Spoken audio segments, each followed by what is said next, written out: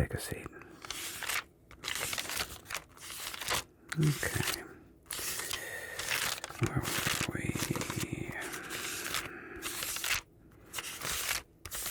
Okay.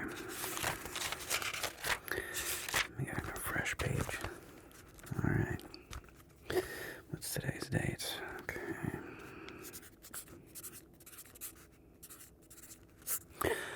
Alright.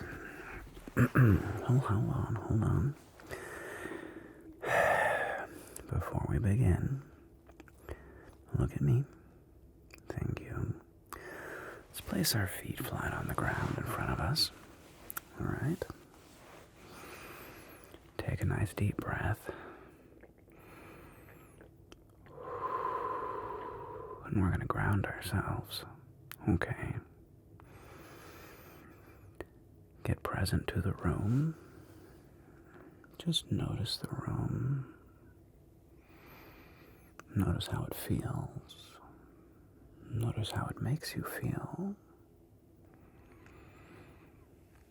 Notice if you had any anxiety before walking through the door. Just notice. And as always, my request is that for the short time that we get to spend together, that you are present, honest, and as I said in our last session, I don't think everybody needs therapy. I don't think there's a huge range in therapists, right? I might work amazing for one client here, and I might be horrible for this client over here, And I think any good therapist has to recognize, if there's client chemistry or not, right? And, I don't know how you exactly feel about me. I think you're pretty cool, I don't think you're a bad person. I really don't. So, with all that preamble being said, shall we begin? Okay. Would you like to begin? Not really. Well, I understand. So last time we talked a lot about why we behave the way we behave. I believe I told you my little story about,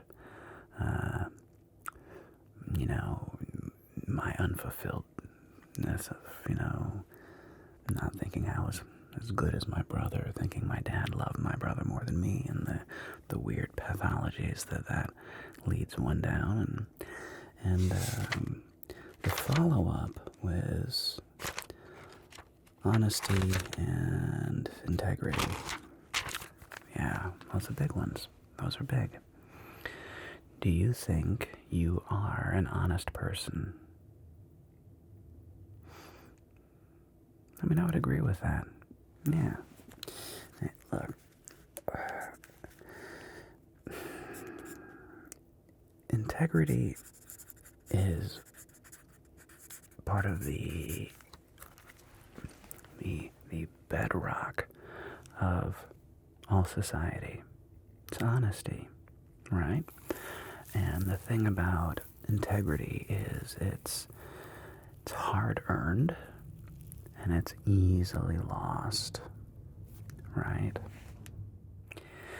I mean, you can spend years of your life in a relationship with a person, whether it be a friend, significant other, parent, colleague, coworker, right? And you can spend years being honest and forthright, and one day you lie. One day you omit certain key things. And all of a sudden that hard-earned trust is gone. It's broken, you know. That contract that we all have to be honest, to not lie, not lie, cheat, and steal. And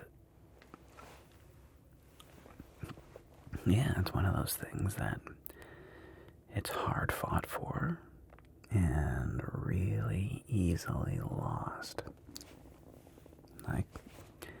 Like you, for example, right?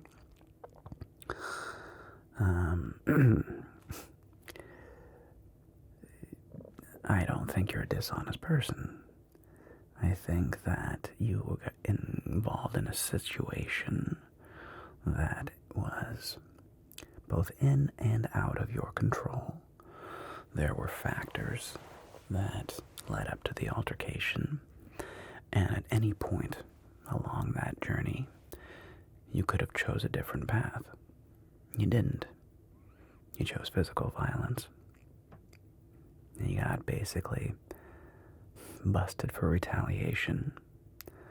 But the judge decided that instead of sending you to juvie, which, let's be honest, has a terrible track record of rehabilitation. I have lots of issues with our current prison system. Instead of that, they sent you to me in community service, right? So, how's community service going? Sucks. Well, you know, community service is, well, it's not meant to tickle. It's also not, it's not like you're on a chain gang. What do they have you doing, like picking up trash and stuff? Yeah, I mean, it's not awesome, but could be worse, right? Yeah, could be a lot worse. So, you know, the key is to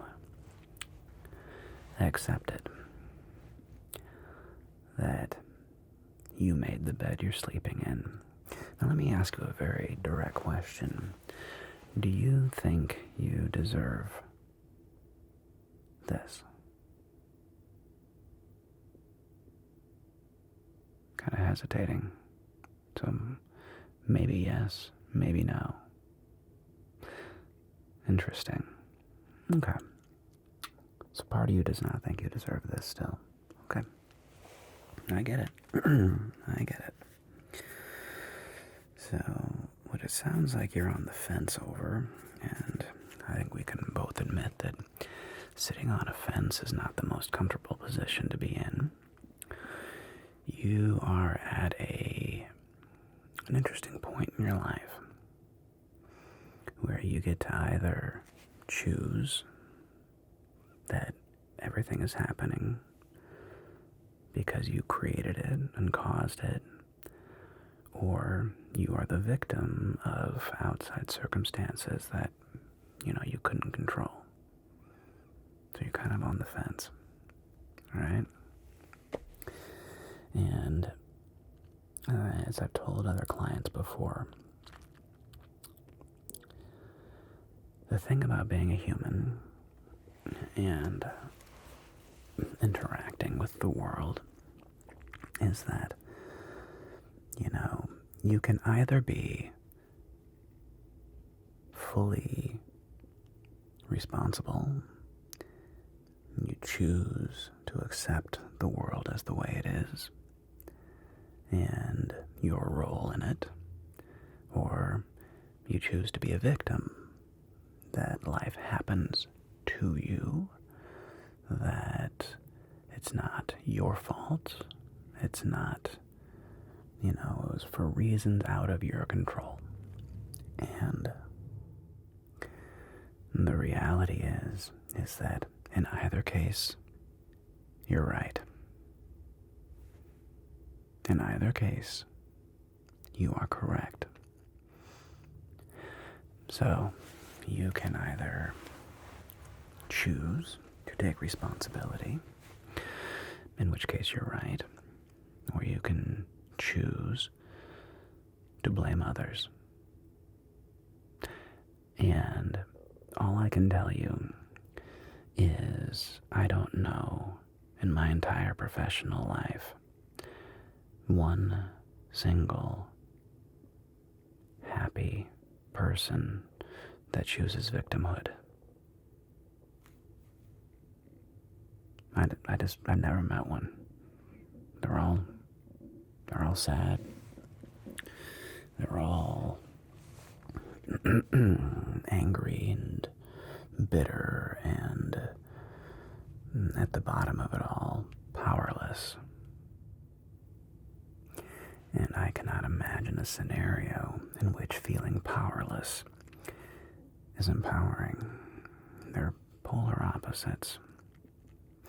Now, I'm not going to sit here and blow sunshine up your butt and tell you that life is always fair and good things happen to good people and bad things happen to bad people. This is not a Disney fairy tale, okay? It's reality. However,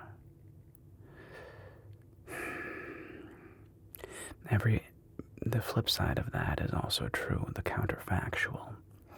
Every person I know that is successful in their relationships, in their careers, in their communities, in their jobs, they take responsibility. Like full stop. And the reason is because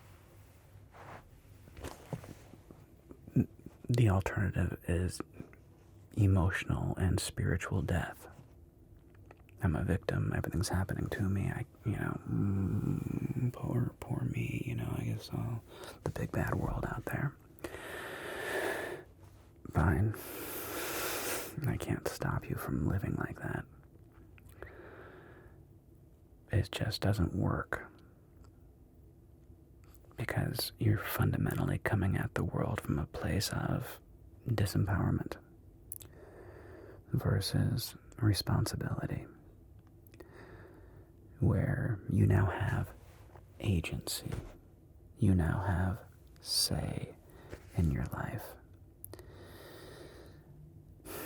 You get to choose. And a lot of this all stems back to the honesty and integrity part of it. Because, an old definition of integrity is doing the right thing even when you know nobody is watching. Doing the right thing even when you know nobody's watching and, you wouldn't get caught. Integrity is still doing the right thing. And do you mind if I share with you another anecdote about this? Because the reason I like sharing my own experiences with you is I don't know how you perceive my life. Maybe you perceive it as being no problems, hunky-dory, what struggles has he had, and I understand that. But you just never know somebody's life until you walk in their shoes. I can't pretend to know your life. I can't pretend to understand how you've experienced the world. All I can do is listen and empathize, sympathize, but I can't ultimately know. And I choose to assume that you are a good person, that you are capable of greatness. And I'll just use my own anecdote as an example of, man, we are all of us, just trying to do the best we can. And stories about my wife and I.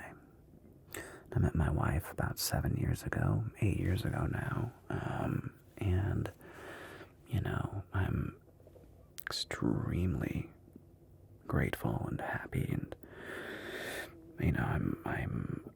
I love my wife very, very much, and we have, we don't lie to each other, and that is a bedrock principle foundation. We don't lie to each other. We don't name call. We can definitely, we've gotten in fights, but we're not allowed to threaten to leave, so you're not allowed to be like, I'm done, I'm out, peace.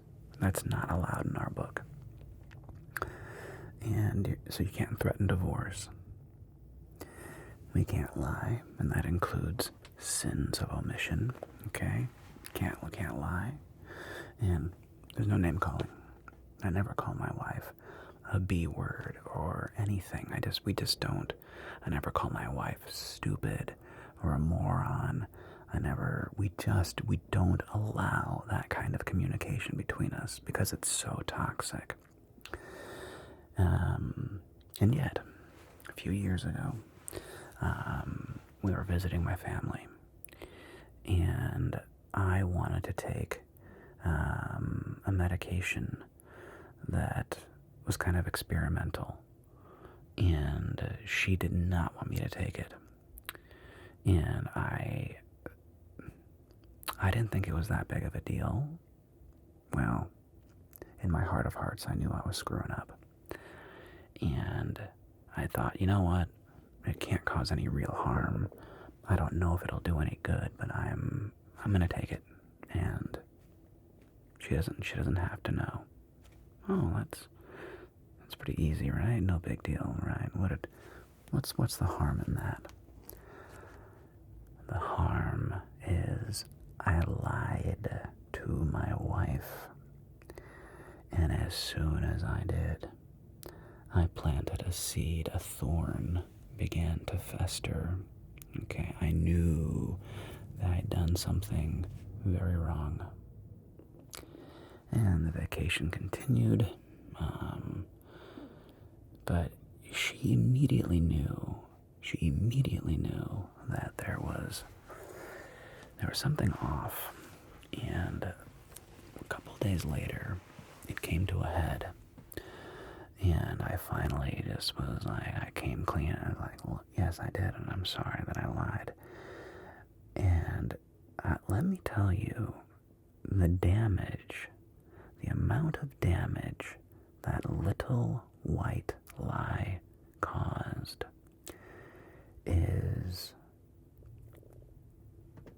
was a lot. It was a lot. Because we had never lied to each other before. Do you understand? Even little lies. We do not do that with each other. And the years of integrity I had built up were swept away in an instant. And it took me a lot of work to slowly rebuild that trust. And it's still not 100% back. That's the weird thing, it's like, once you put a kink in a hose, that's always a weak point. You may get it back to normal so the water's flowing back and forth. But where that hose got kinked, that will always be a subtle weakness. And just illustrating how hard it is to earn trust, and how quickly we can lose it, and how unbelievably important it is to be honest, rigorously honest with the people in our lives. Now, I would say that applies to society in general, but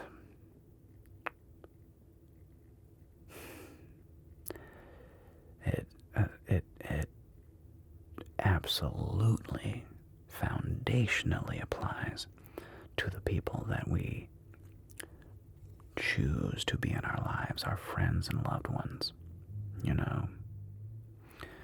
And as I said, it is honesty and integrity is the foundation upon which all of human progress is based. We rely on the fact that most people, most of the time, are kind and honest. And it's only when we get outliers. But that's why criminality is so tempting for some people who are kind of more like on the sociopathic scale or narcissistic scale, where they I think it's like 1 in 20 people are sociopaths. It's a lot. Where they literally don't care about other people. They don't care. And when you genuinely don't care about other people, wow, does that open the floodgates to all kinds of lying and manipulation. And that's why most people are so hurt and shocked when they're the victim of a crime, because it's so violating. It's so, it's like they say, tearing something down is easy. Building something is hard. And when you're building a life, a career, a family, a home, and somebody comes along and steals from that, the feeling is such a deep betrayal. And we take it so seriously in our society because without it, nothing works. If you want to have a new business and you are afraid that it's just going to be it's just going to be looted by thugs and hooligans and miscreants, if you wouldn't build that business. You just wouldn't. We rely on a functioning society of people who are mutually cooperating together. And when someone comes along who does not share that value, they can do massive amounts of harm. And now you strike me as many things. However, you're not sociopathic. How do I know? It's your demeanor. It's the way you ask questions. It's the way I can tell you care. Now, to be fair, you could be faking it. You could be a really good actor, like Edward Norton in that old movie Primal Fear, where he plays the altar boy who gets busted, and he has like a split personality, and he plays it so convincingly. He even convinces his lawyer that he is like a split personality. So I'm not saying it's impossible that you could not be just blatantly lying through your teeth about everything. It's possible. But I don't think so. I think you're a good person who has been through a lot. And you've faced the world as best you know how up to this point. And you're young. You are young. You have so much life in front of you. I know, 40 years old may seem like forever in the future. I guarantee you it's not. You're going to blink, you're going to be 30. And you're going to blink and you're going to be 40. And I'm just saying to remind you that you have time to clean up this mess that you made. Yeah, you messed up. It's okay. Everybody messes up. And now you get to clean it up. You get to clean it up. And you're gonna grow. Yeah. So, how much more community service do you have left? Okay. Yeah, that's gonna take a minute. And I hope you found some value in today's session. Yeah. I don't know if you believe me or not, but I'm rooting for you. I truly am. I think you're a good person who has a ton to offer the world. We just had a setback. And as they say, every setback is only a setup for a comeback. Alright? Alright. I look forward to seeing you again soon. Take care. Call me if you need anything. Okay.